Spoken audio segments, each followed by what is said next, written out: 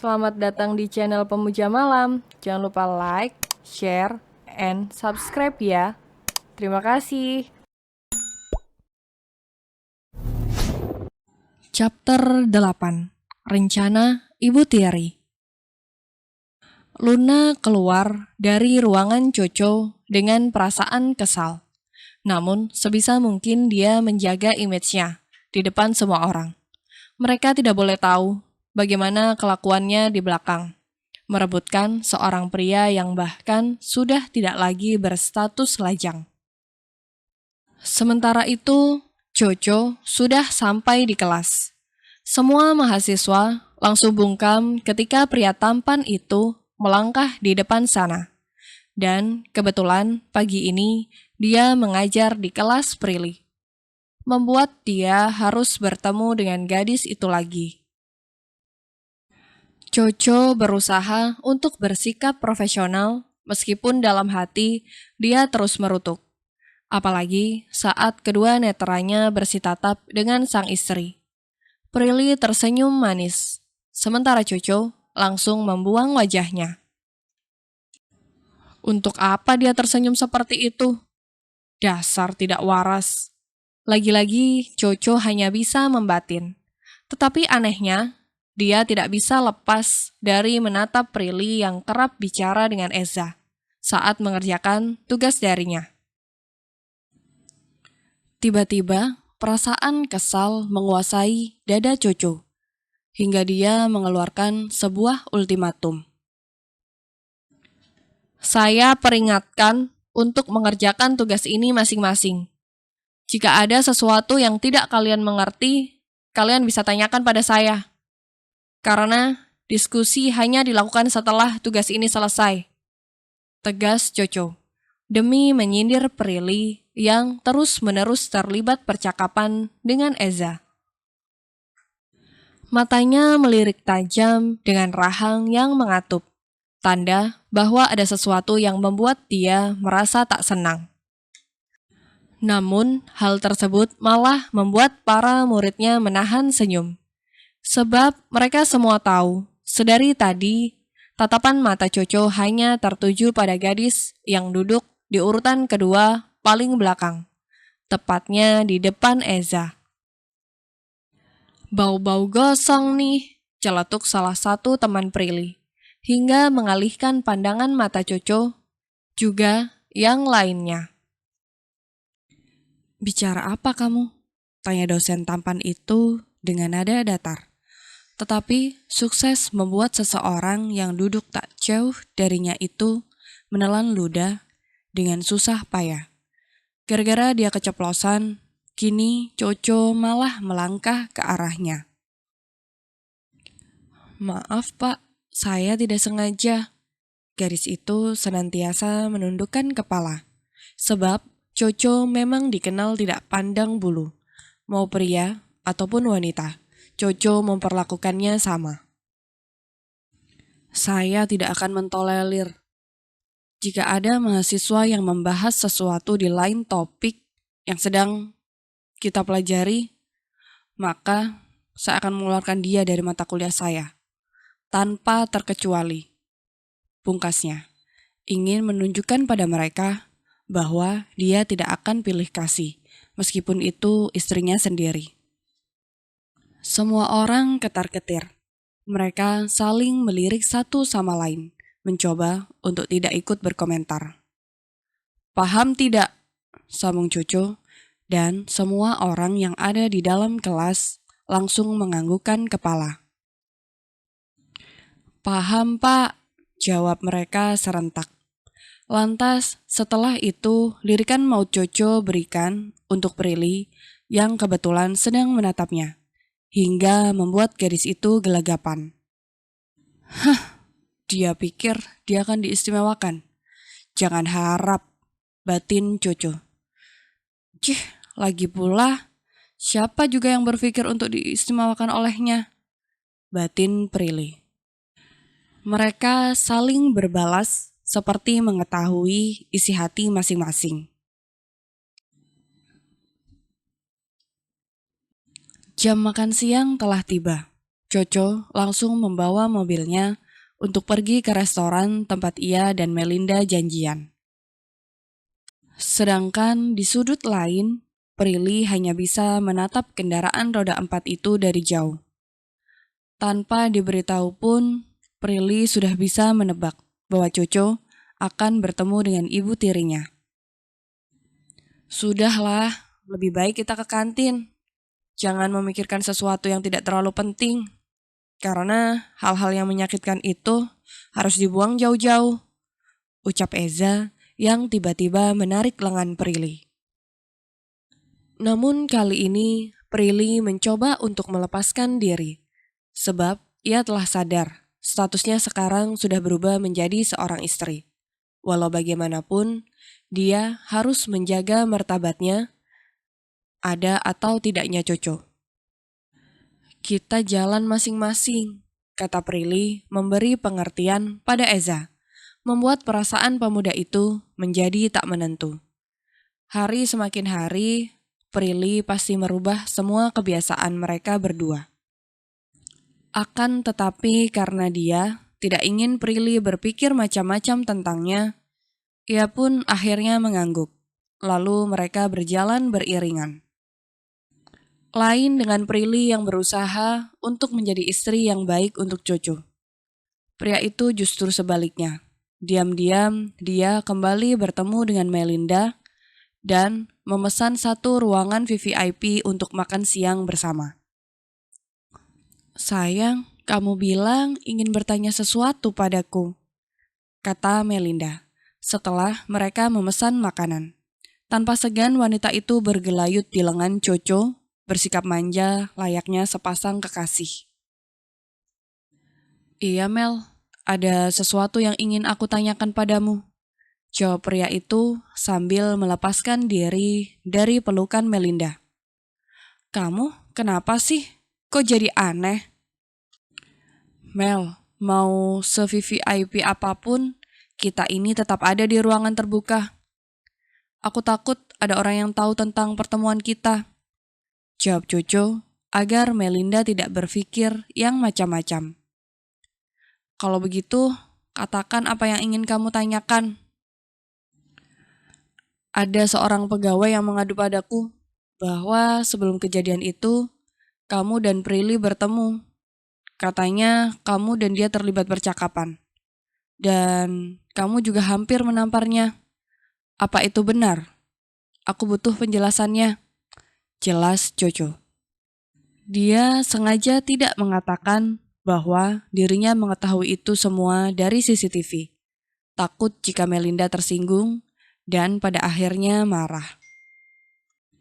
Kedua alis Melinda bertautan, mencoba untuk berpikir apa maksud tujuan Coco bertanya seperti itu.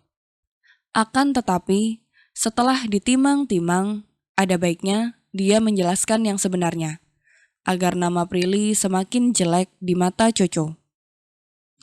Melinda pun bicara apa adanya, bahwa malam itu Prilly datang dan mengatakan bahwa dia akan menghancurkan pesta. Melinda yang tidak terima pun ingin menampar wajah Prilly, tetapi tidak berhasil. Berarti kamu tidak tahu sama sekali tentang dia yang datang dengan obat laknat itu? Tanya Coco semakin dirundung penasaran. Melinda menggeleng cepat. Dia benar-benar tidak tahu. Sumpah, andai aku tahu, mungkin sekarang kita sudah menikah. Mendengar itu, Coco pun manggut-manggut. Rasanya masih banyak teka-teki yang harus dia pecahkan. Terlebih tentang Melinda. Pulang naik taksi saja ya, aku yang bayar, kata Coco setelah mereka selesai makan siang. Namun, Melinda bersikeras menolak. Dia ingin diantar oleh Coco dan memastikan bahwa pria itu tidak akan pernah berpaling darinya. Aku gak mau. Lagi pula, jarak dari kantor ke kampus itu gak jauh, jawab Melinda dengan wajah yang dibuat-buat memelas, agar Coco mengalah. Tapi Mel, terserah deh, kayaknya kamu emang udah gak sayang sama aku, tukas Melinda. Dia pun berpura-pura berjalan lebih dulu agar Coco menahannya. Dan seperti apa yang dia harapkan, belum ada beberapa langkah, pria itu sudah mencekal pergelangan tangan Melinda. Baiklah, aku antar. Mendengar itu, Melinda merasa menang, sebab sekalipun Coco telah menjadi suami dari anak tirinya, itu semua tidak mengubah apa-apa. Cinta pria itu tetaplah miliknya. Dengan tersenyum lebar, dia pun mengikuti langkah Coco untuk pergi ke basement. Sampai di sana, dia langsung masuk ke mobil dan duduk di samping kemudi. Namun, belum ada 1 menit, dia merasa aneh dengan bokongnya. Seperti ada sesuatu yang basah. Melinda pun sedikit mengangkat badan. Dia terbelalak saat melihat rok bagian belakangnya. "Jo, ini bekas apa? Kok basah?" "Maaf Mel, aku lupa. Tadi pagi aku gak sengaja tumpahin air," jawab Coco bohong. Daripada ia harus mendengarkan Melinda marah-marah karena merasa tak terima ia satu mobil dengan istrinya. Karena rasa cinta yang membutakan hati Coco, dia selalu saja mementingkan perasaan sang kekasih, meskipun kini hatinya semakin ragu. "Ya ampun, kok bisa sih, Jo? Terus ini bagaimana?" keluh Melinda. Ingin sekali dia mengumpat, tetapi dia berusaha untuk menahannya. "Sialan," batin wanita cantik itu sambil meluapkan rasa tak nyaman. "Kamu pindah ke belakang ya? Atau mau aku pesankan taksi?" Coco memberi pilihan. Tetapi hal tersebut malah membuat Melinda semakin merasa kesal. Dengan gerakan kasar, dia membuka pintu mobil Coco, lalu memilih untuk duduk di kursi belakang. Sementara di depan sana, Coco hanya bisa menghela nafas panjang. Dia teringat kembali dengan Prilly yang sengaja mencari gara-gara dengannya. Gadis itu harus diberi pelajaran supaya tidak semena-mena.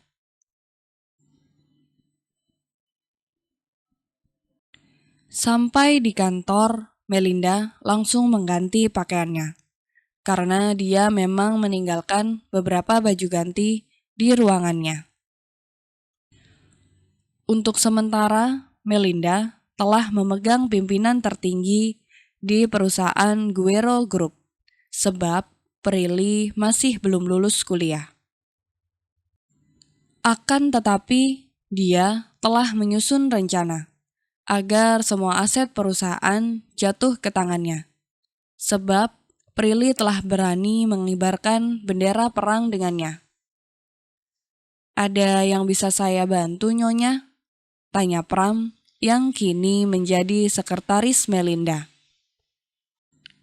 "Ada sesuatu yang harus kamu kerjakan, Pram. Tapi aku minta sebelumnya, kamu tidak boleh membocorkannya ini semua pada siapapun, termasuk pada Prilly." "Maaf, Nyonya. Memangnya apa yang harus saya kerjakan?" Melinda merasa di atas awan, karena tidak ada satu orang pun yang akan menghentikan ide gilanya. "Kamu adalah salah satu orang yang aku percaya. Jadi, aku ingin kamu membuat surat keterangan bahwa Prilly telah memindahkan semua aset perusahaan padaku. Perjanjian itu tertulis karena Prilly lebih memilih untuk menikah daripada mengembangkan perusahaan keluarga. Can you do it?" Pram mencoba untuk mencerna apa yang dikatakan oleh Melinda. Wanita itu bermaksud untuk menguasai semua milik Tuan Hedwin, tanpa membaginya sedikit pun pada Prilly, gadis yang seharusnya menjadi pewaris satu-satunya. "Maksud Anda, saya disuruh berbohong?" Pram balik bertanya untuk memastikan. Melinda menarik sudut bibirnya ke atas, membentuk senyum tipis.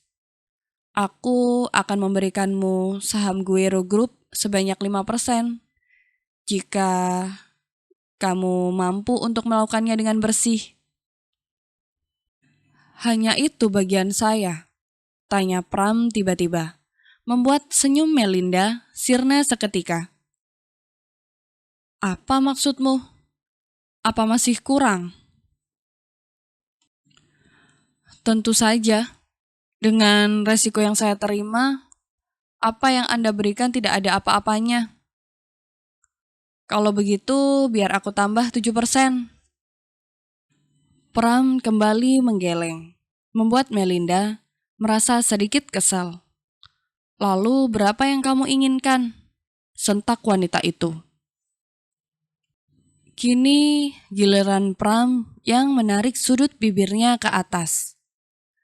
Jika Anda bertanya apa yang saya inginkan, maka saya hanya ingin mengatakan bahwa saya tidak akan mengikuti rencana busuk Anda, Nyonya. Melinda langsung mendelik, lalu menggebrak meja dengan keras. Jaga bicaramu. Anda yang seharusnya menjaga sikap. Anda bukanlah siapa-siapa. Dan Anda bukanlah orang yang berhak atas perusahaan ini. Emosi Melinda langsung memuncak. Aku adalah istrinya, jadi aku berhak atas perusahaan ini. Jangan macam-macam kamu. Atau kamu ingin aku pecat? Dengan santainya, Pram mengangkat kedua tangan. Silahkan Nyonya, saya tidak takut. Lebih baik saya dipecat daripada harus memakan uang kotor. Jika Anda berpikir bahwa saya adalah orang licik, Anda salah. Kamu? Saya tidak ingin buang-buang waktu. Silakan tanda tangani surat pemecatan saya dan jangan lupa beri saya pesangon. Permisi. Lantas, setelah itu, Pram langsung bangkit dari kursi untuk meninggalkan ruangan Melinda. Sementara wanita itu langsung berteriak, "Jangan harap kamu mendapatkan pesangon dariku. Saya tidak peduli dan saya tidak akan mengemis." Kurang ajar. Bersambung.